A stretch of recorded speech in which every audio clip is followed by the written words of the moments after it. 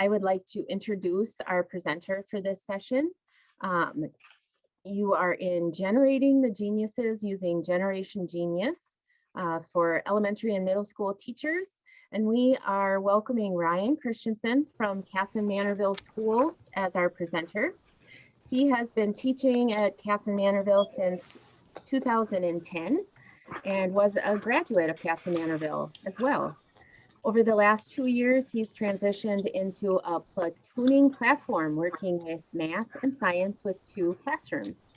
Currently, Ryan is teaching 4th grade and looping with the same students that he had the previous year. He discovered Generation Genius when looking for engaging online content to support the science curriculum at Kasson-Mantorville and to meet their power standards.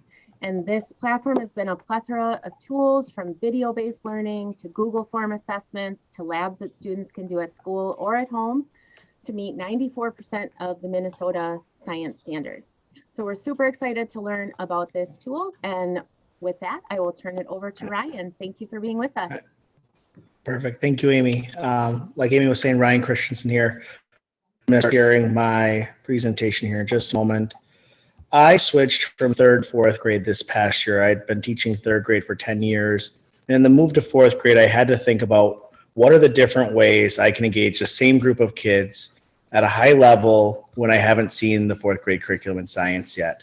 And as the year was progressing, I was looking for some more online tools as we had more students going between flex and in-person learning in the middle of the year. And I stumbled upon Generation Genius. And one of their thoughts is to always question and always wonder. It's one of their slogans. And as we get going, like I said, Ryan Christensen here, 4th grade. And then if you want, you can email me at the end if you have any questions. And that'll be at the end of the slideshow as well if you have questions on Generation Genius or any of the things I do show today.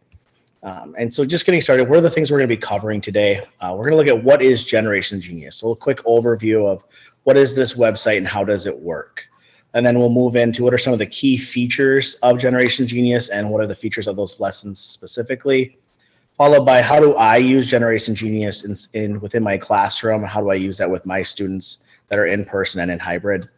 And then what questions you might have as we give you some time at the end to kind of explore the site, see if you do try to sign up for that free trial or not. They do have a free trial that you can sign up for, and then try to answer any questions I can. Like I said, I stumbled upon this in probably mid-January, so I've been using it for about 2 to 3 months now. So I'm not the expert on it, but I do have some background with it so I can support if people are trying to test it out today and do have questions at the end of the presentation today. So just moving on, one of the quotes, and they do have several quotes that I noticed on their website, was one here from Mary Hansen in 5th grade in a Winter Park, Florida school, just talking about how the modern versions of science have changed and that she's actively engaged in these lessons with her students to conduct experiments and to show different things that she's doing within her classroom, and she's really enjoying it. And I saw a lot of different quotes from people looking through their website that really showed that teachers are enjoying it. It's creating future scientists and problem solvers. I think that's kind of the key of our science programs, is to get kids engaged in inquiry with science-based theories and then getting them just to enjoy our STEM learning. So I feel like that is something that they do see quite often within the Generation Genius curriculum. So just a quick 1-minute video. I know some people don't always enjoy watching videos within a presentation, so I try to find the shortest one I possibly could. And here's just a quick 1-minute video on a little snippet of what is Generation Genius for those of you that haven't seen it before.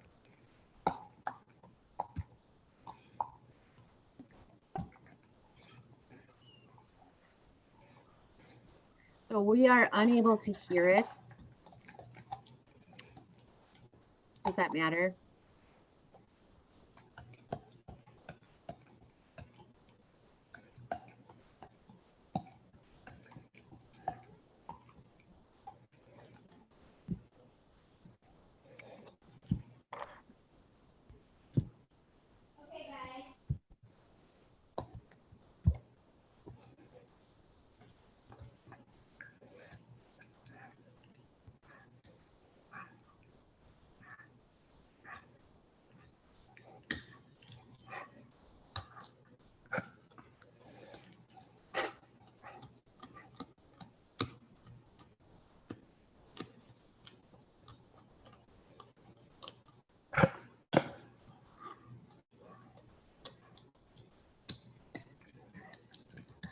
So that was just a quick short stip on what is Generation Genius. We'll dive a little bit more here into it in just a second. Hopefully the audio was good there. If any time there is an audio concern or anything, please let me know. I've got my headphones in to try to clear out any background noise. Oh, you were not able to hear it, so it was just through my ears? Yeah. Okay. I think, Oh, my Brian, apologies. Brian, when you share, there's usually a little checkbox that says share computer sound too. Okay. So that is good to know. All right. Haven't used Zoom in about a year now since the pandemic started. So I do apologize for that. We're a Google Meet school. What I will do is I will share out the slideshow at the end here as well. So you'll have that the slideshow to go into that video as well. It is on YouTube, but I do apologize for that. That was not my intent to listen to it by myself for another minute and a half. So I apologize for that. We'll move on. My apologies. There we go. There we go. All right, my apologies. So, and they did mention within the video, I know you couldn't hear it, that the standards that they use in the videos did tie into a K-8 curriculum and in science. They did tie in with the national science standards. I know Minnesota hasn't adopted their new science standards. They're still working on those. And we always find that our standards are a little more rigorous, I'll use that word, than some of the standards in the states around us. And one thing I did enjoy seeing that was 94% of the standards in Minnesota are covered within Generation Genius, but they do tie in really well with those national science standards that were generated a few years back. And 92% of students that have tested and used this site are saying they enjoy it. And this is over 20,000 schools in the United States that are currently using it. 88% of kids said it made them think science activities were cool. 4 out of 5 students were saying that the science activities they want to do more of them after watching them. And it's engaging for both boys and girls, which I think is really important. As we dive into science within the classroom, we always talk about what can a scientist be? It can be any person doing a multiple different types of science. So it's engaging for both boys and girls. I think that's important at a young age for students. And like I mentioned, 94% of the state standards are hit within the videos and topics within Generation Genius, which is a pretty good number when you think about when you buy curriculum. At times that curriculum might match so much of your standards, and as they change, that percentage probably or usually does go down.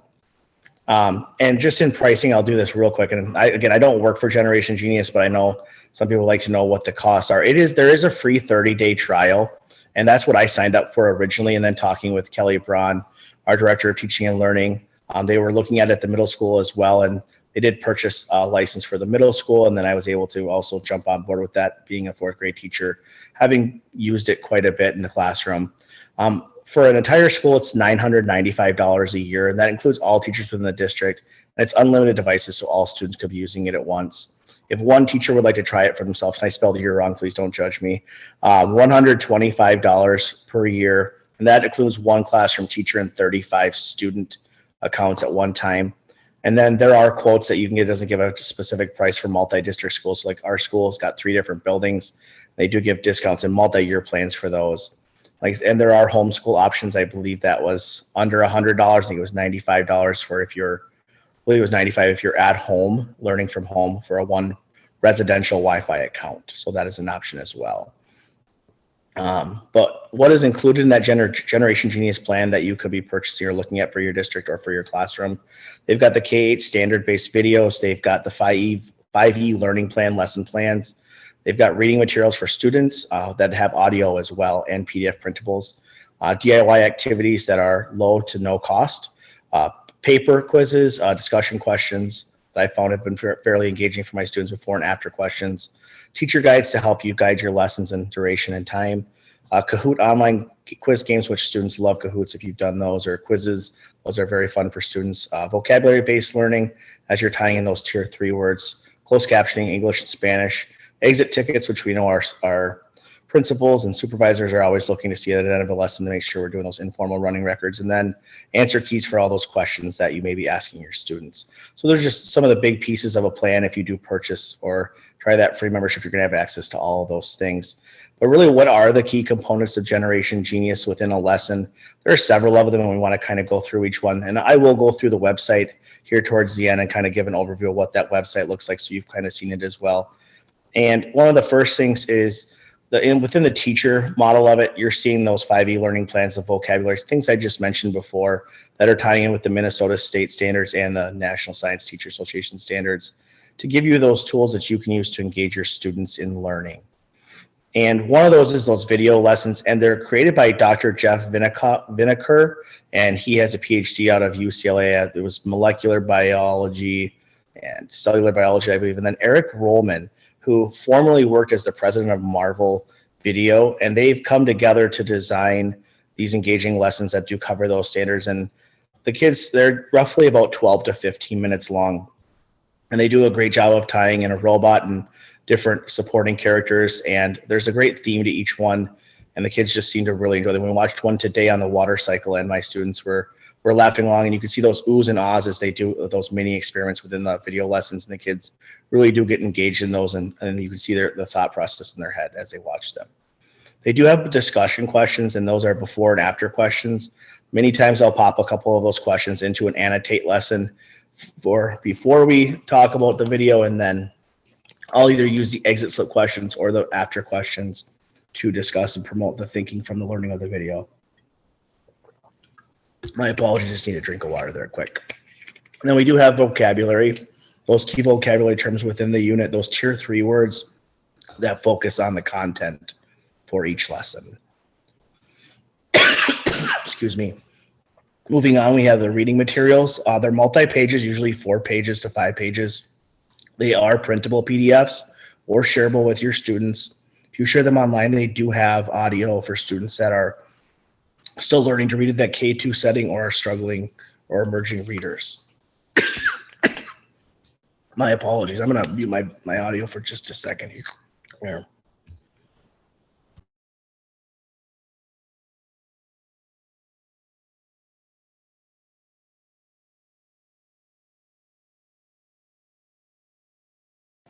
All right, sorry about that. We have DIY activities. We have done 2 of those within my classroom over the last 2 months. They're low cost. I've asked parents to donate cardboard boxes, plastic materials, and they're quite engaging lessons. And there are preview videos for the students so that they can see, or you can see, what those labs are like ahead of time. Those lab DIY activities do come with a list of materials, directions, and an explanation of how the lab should be done. Your lesson plan and teacher guides, those range from 50-minute lessons that or could cover multiple days. They have guided teaching directions. They are printable PDFs as well. Moving on to looking at assessments. They've already been made for you. There's the 2 main type of assessments are those formal and informal assessments. Their formal ones are their Google Forms and their online PDF quizzes that you can print out or use online, much like the Kahoots, or more of your informal checks, your exit slips, and your discussion questions. There's 3 tiers to the exit slips, so you have a level 1, 2, and 3.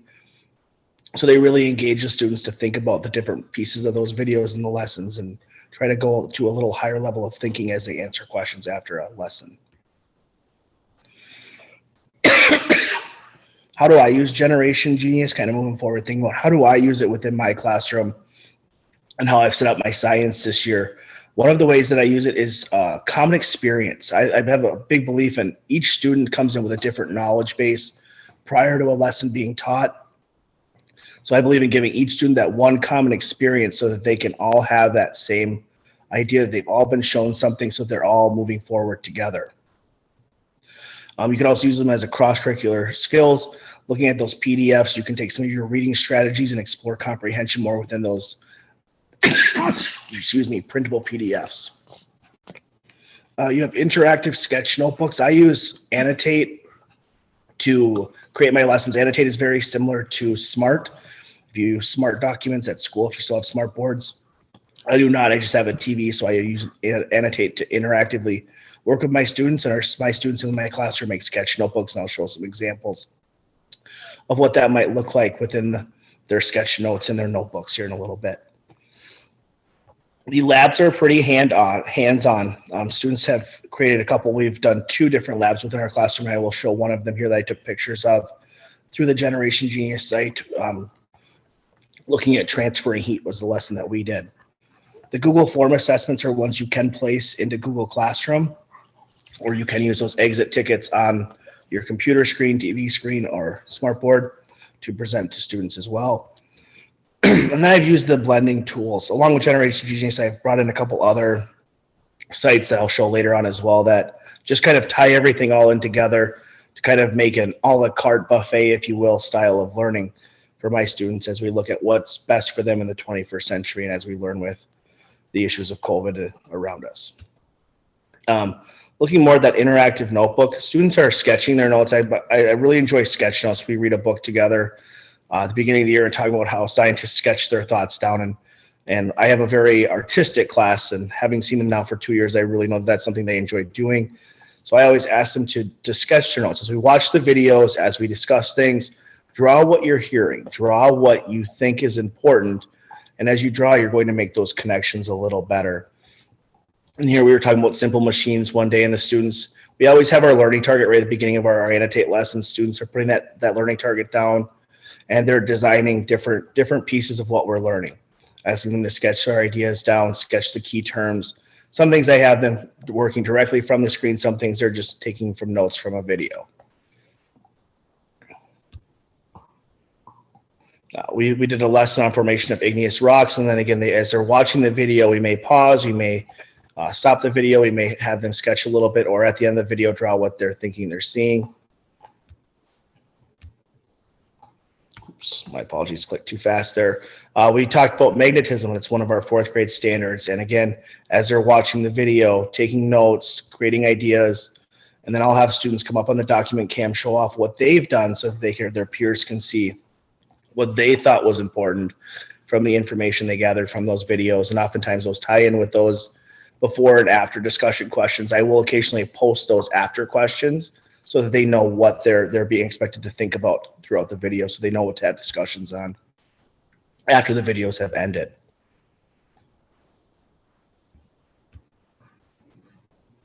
And then occasionally I will print off the printable PDFs, either in big chunks, all 4 pages, or I'll print off smaller pieces, or I'll use other extensions like ReadWorks to print off materials that students can print, we read together, we highlight, we look for those key skills, and that's that cross-curricular piece there, and that adds to that interactive piece of the notebook. So not only are they talking about it, watching videos, reading, but they're taking some of those reading strategies and they are incorporating them into science, and then we have that notebook right in front of us, and that is their book then that they're using.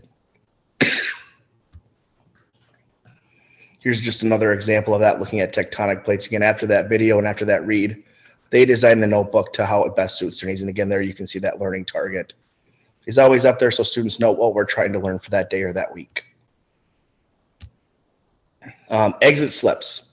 Here's an example of an exit slip we did the other day. There were 3 questions within the exit ticket, and that was after the water cycle video. I asked students to pick one of the 3 questions. They had to answer 2.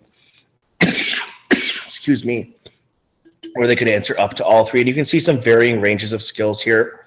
Students were asked, they could draw the water cycle quickly using descriptive words. They could explain how water changed how the water cycle interacted with their lives daily, or they could explain what evaporation and condensation meant. So you can see the different ranges of how well they're answering questions and connecting. And then as you take those exit slips in and those exit tickets in, then you're making those connections with students afterwards, saying, okay, I've seen this. Let's talk about it more. A great way to show that, so you can tell which students really understood the skills and which ones do you maybe need to catch up with a little bit more after that activity. And like I said, we do those DIY activities. We did a transferring heat lesson through Generation Genius, and one of the DIY activities was to make your own oven and then melt a s'more to have s'mores. The lesson was designed to happen in the spring or early fall when it's 70, 80 degrees outside. We chose to do this in the middle of January. It was not that warm. And so we adapted the lesson a little bit. We decided to use our light bulbs that we had for other lessons.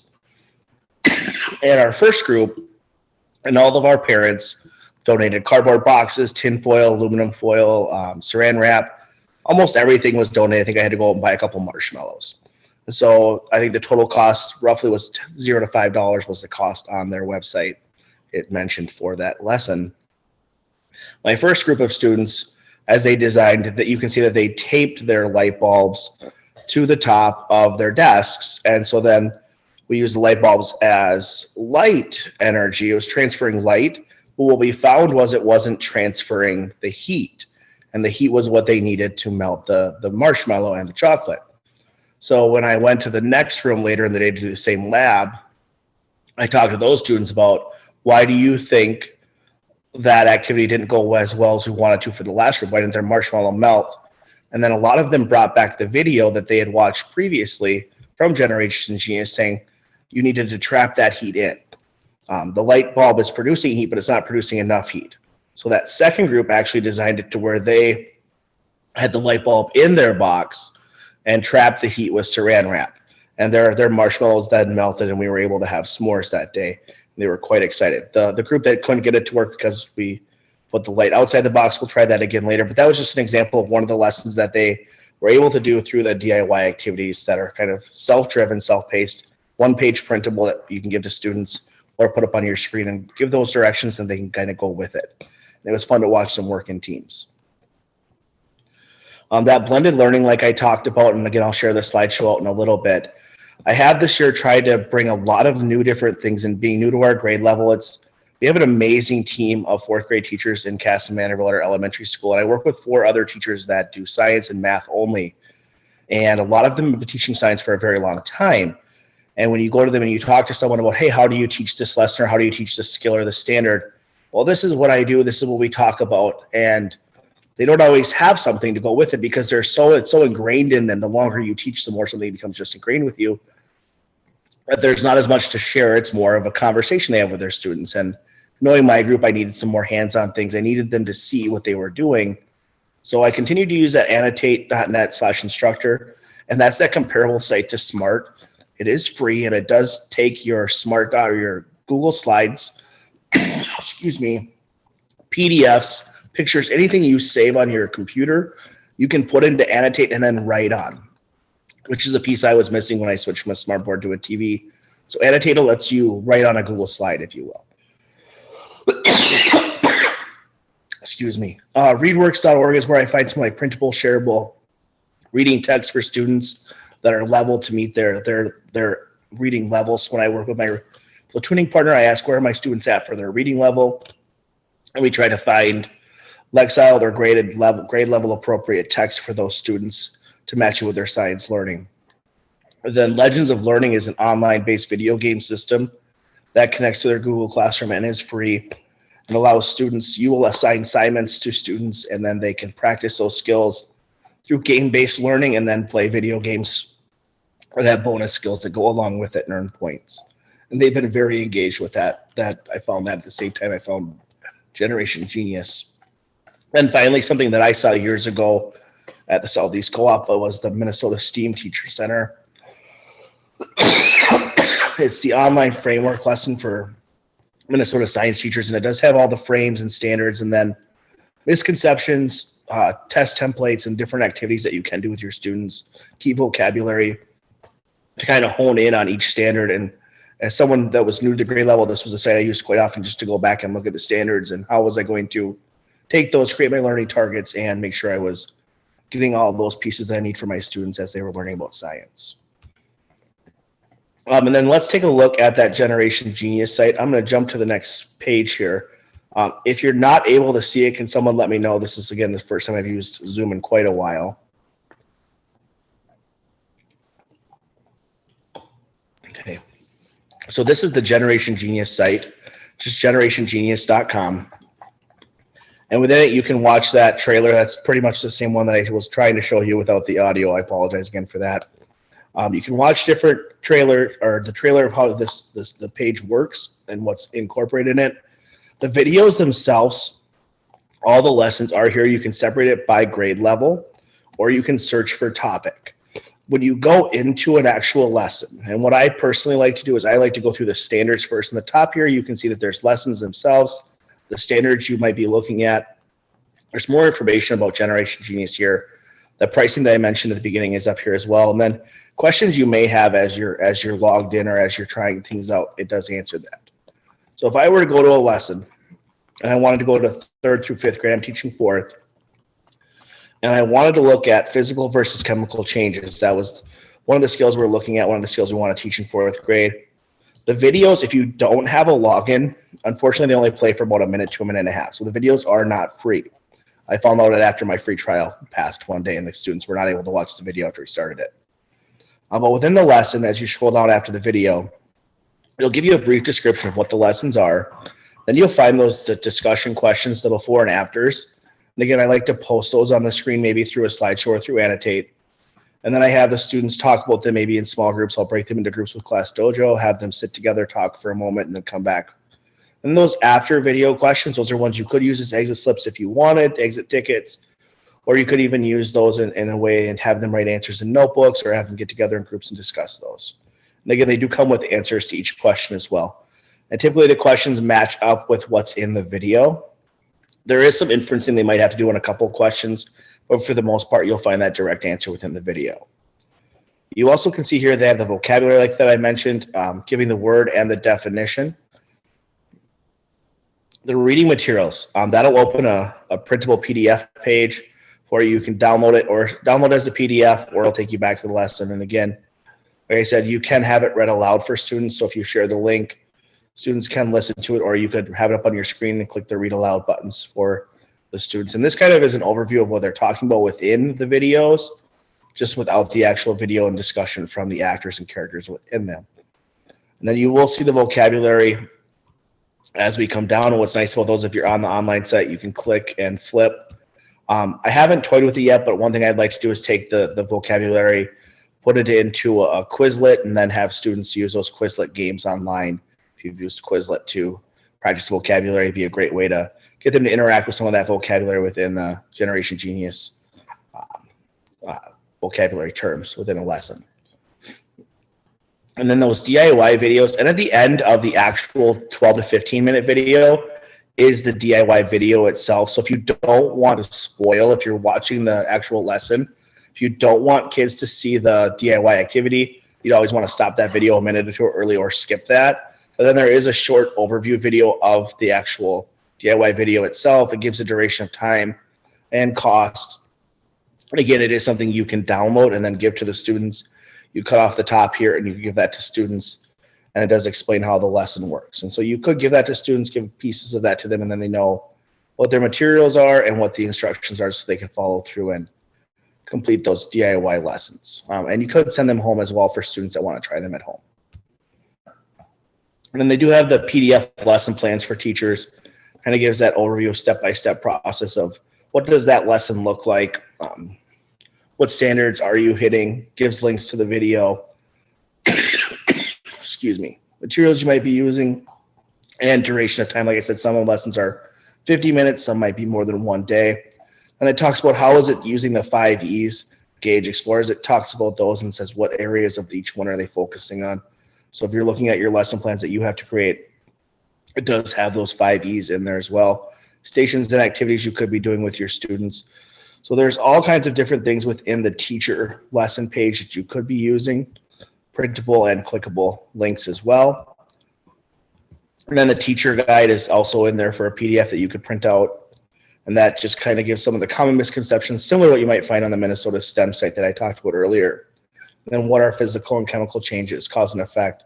So this is kind of just a quick overview of what you might be talking about within the classroom with your students. And finally, those assessments. You can open a Google form, you can do the online quiz, which is the Kahoot. You can get the quiz PDF, which is a printable one that you could then print and give to students that maybe don't have the capabilities to do online testing. Those exit tickets, you can just click on that and it does pop up those 3 levels I mentioned earlier for the water cycle. I had those 3 levels and I let students pick those 2.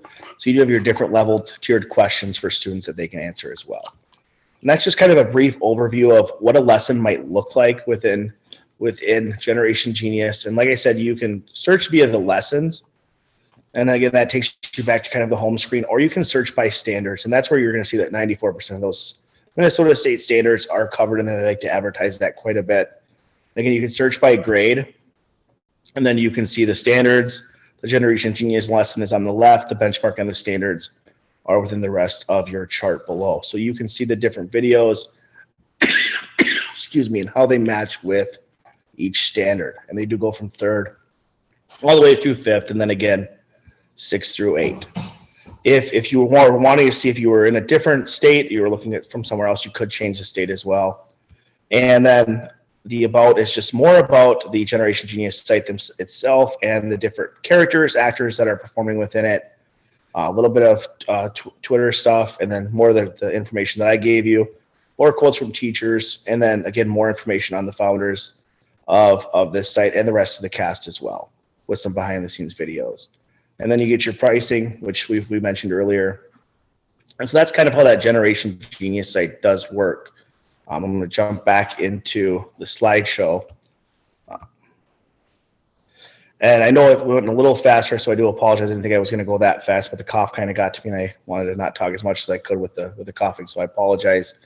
The 4 big pieces as you explore Generation Genius, and I'll share that's the Google slide here out in a little bit, is exploring time. When you think about it, what do the lessons look like? So when you think of a standard that you might be teaching now, maybe there's something in your 3rd grade room, your 6th grade room that you're teaching. Is there a Generation Genius lesson for it? And what information does that have? And then think about it. Is the pricing something you're looking at? Is it a free trial? Do you want to try? Is it something your district has money to purchase something like that? If a teacher were to purchase it themselves, and then their school were to purchase an account later, or every teacher, then the teacher that originally purchased it would get their initial payment back. So if I were to purchase a single classroom account, and then Kelly Brown would have said, hey, we're going to buy this for everyone, then Generation Genius would have reimbursed me for my cost, which would have been a nice thing.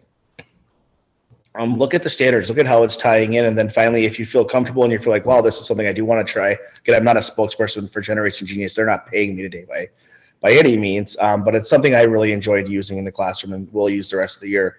Maybe try that 30-day trial, or MCAs are coming up and you'd rather wait till after MCAs because you got that last month of May, and this might be a great way to do a bunch of outside the box thinking things with students.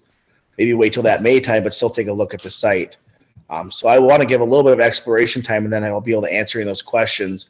Again, within the video, the Google slide, it will have links to Legends of Learning, and that's that online learning platform where you can assign games and videos to students and give them those opportunities through Google Classroom to assign them and then give them time to play games. So I can answer some questions on Legends of Learning if you want to take a look at that. I'm guessing many of you have seen ReadWorks, and that's those free online printables or shareables that you can give to students that have text. And then that Minnesota STEAM Teacher Center, you'll find links to all of those within the Google slideshow that I will create a link for right now and send to you. But I want to give you some time, and I'll be here for questions that you might have. Make sure I get so that everyone can get that link.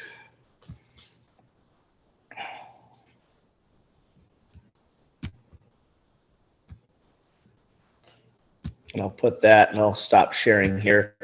I'll put that in the comment section for everyone.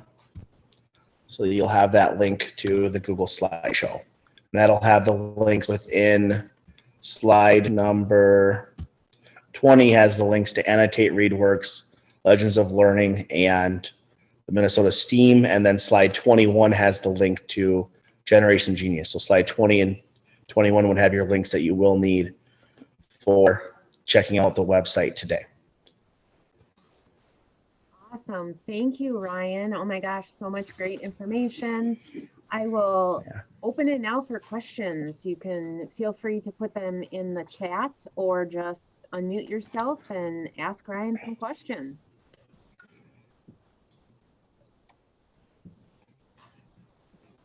But not everybody all at once. I do apologize for the cough. I do not have COVID. I switched medication a week or two ago, and the medication that I had was causing me to cough, and so I switched so I can stop coughing. And it's something I'm working on, and it happens in the classroom too, and the kids look at you like, oh no, what's going on? It's like, nope, just change your medication, so I'm sorry about that. No need to apologize. I'm glad it's not COVID though, for you. Me too, yeah. Okay, we have one question. Any idea of if 8th grade covers earth science or physical science? That is a great question. As I go in and I look at the standards themselves, going to 8th grade, are you asking, does the state have those standards, or does Generation Genius have those standards within them? That's I'm guessing Generation Genius. So earth science. Let's see.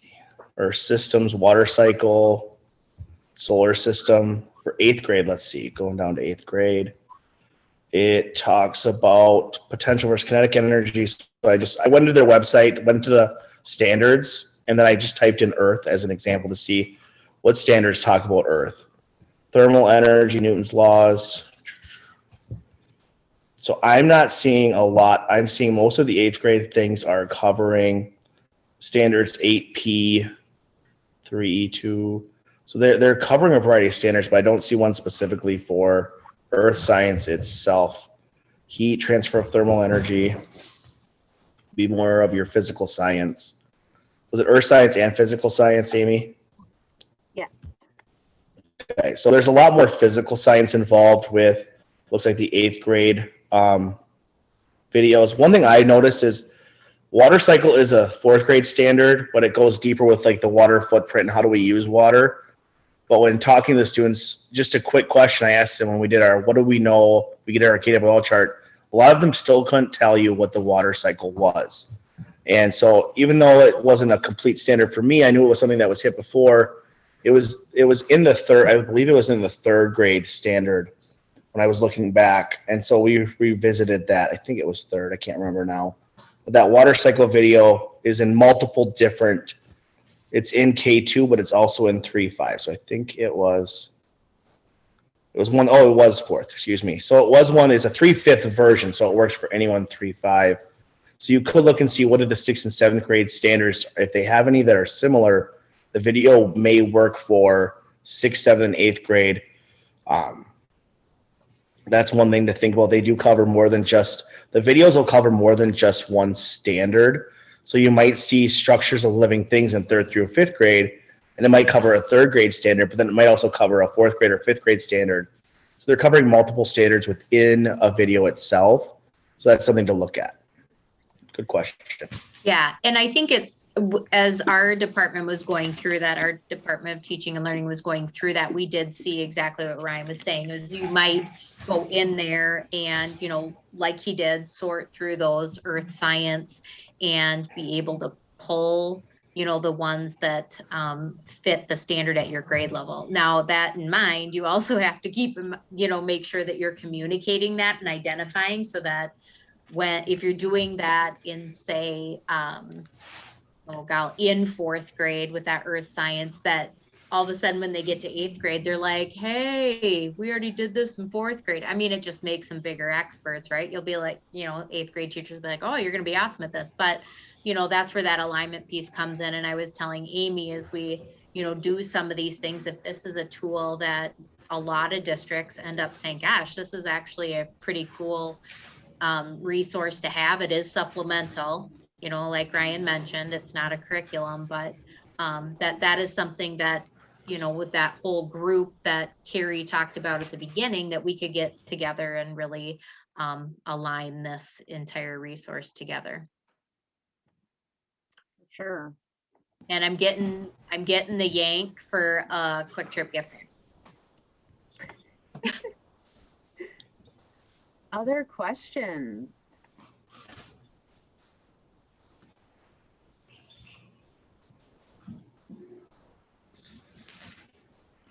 I guess my question would be, how often are you pulling from Generation Genius to supplement?